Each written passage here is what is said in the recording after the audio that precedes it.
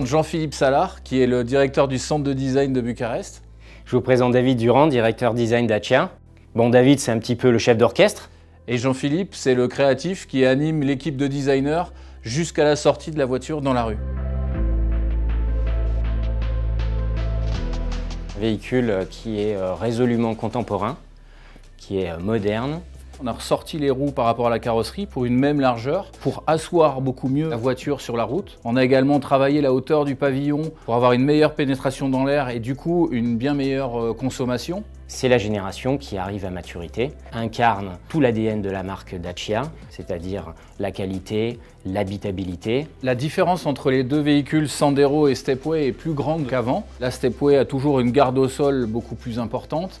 Elle a dorénavant le diamètre de ses roues plus important également. Un capot qui est aussi plus horizontal, plus baroudeur, plus sculpté. La version Sandero est plus urbaine, plus dynamique sur la route. On a travaillé l'intérieur pour essayer de donner un maximum d'espace au niveau de l'habitabilité, aussi bien qu'au niveau du coffre, le volume de chargement. On a essayé de garder le côté malin de Dacia, notamment sur les barres de toit qui sont démontables et transposables perpendiculairement. Dans le même esprit, les skis à l'avant et à l'arrière du véhicule sont teintés dans la masse, c'est-à-dire qu'en cas de rayure, le plastique garde la même couleur. Le nouveau regard Dacia passe par les feux de jour qui ont une forme en Y, technologie LED avec guide de lumière. Les feux de croisement sont également à LED. Une première pour un véhicule Dacia, ça donne un regard très blanc, très moderne. Les designers se sont inspirés en fait du graphisme que l'on a sur les montres à quartz. Ça s'imbrique un petit peu comme des Lego, quoi. C'est quelque chose qu'on va retrouver sur le reste de la gamme.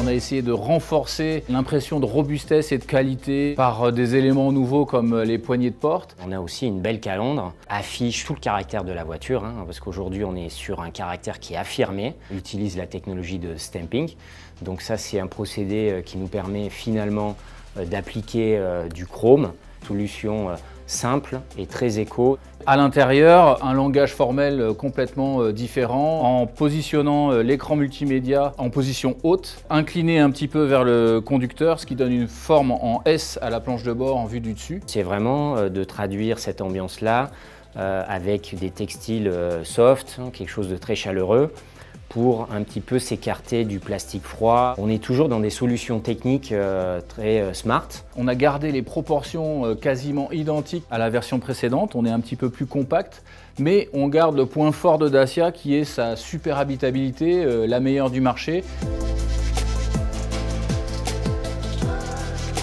Le leitmotiv pour les designers, c'est un maximum d'effets avec un minimum de moyens. Le client est au centre de nos préoccupations. À travers les forums, à travers les grands rassemblements comme les pique-niques Dacia, beaucoup de clients nous parlent de l'utilisation de leur voiture, nous expliquent aussi leurs attentes. C'est ce qui nous permet d'amener au véhicule le juste nécessaire pour rester dans un prix abordable. C'est vraiment un véhicule qui va se remarquer, les gens vont tourner la tête. On en tire une grande satisfaction à la fois sur le plan professionnel que sur le plan humain. Ah ben évidemment que j'en suis fier.